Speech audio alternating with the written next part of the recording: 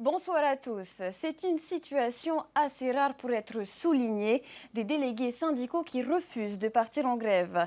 Vous avez entendu l'un d'eux en début de ce journal. Les représentants et les élus du personnel d'Air Tahiti ont dénoncé ce matin le manque de concertation avec leurs propres organisations syndicales, co-signataires de préavis de grève déposés samedi dans les 3 compagnies aériennes locales.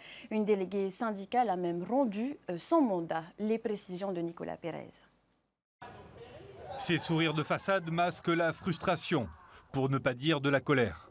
Les représentants syndicaux et les élus du personnel d'Air Tahiti se sentent trahis par leurs propres centrales qui ont déposé ce préavis de grève sans leur consentement en plein conflit social à l'aéroport de Tahiti-Faa'a.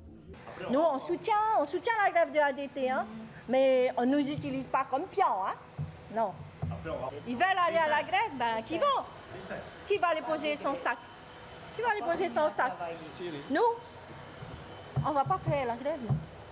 Pour ces agents d'Air Tahiti, cette situation découle d'une absence totale de concertation avec leurs représentants syndicaux. J'envoie des mails, on ne me répond jamais. On me répond que pour me dire que tu as des élus pour l'élection DP et CE. Je ne sais pas que à ça, les gars.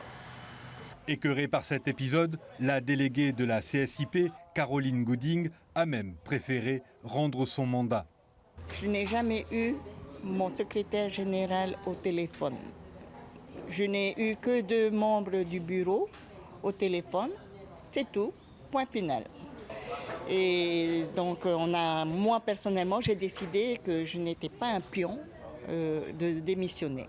D'autant que les revendications, légitimes à leurs yeux, faisaient l'objet de négociations en interne depuis un moment. Et nous aussi, on aurait eu d'autres revendications, mais tous ces points-là sont déjà en cours, en discussion, aussi bien au niveau comité d'entreprise qu'au niveau des délégués du personnel. Les 1600 agents que compte la compagnie aérienne Air Tahiti font donc entendre leur voix par l'intermédiaire de leurs représentants.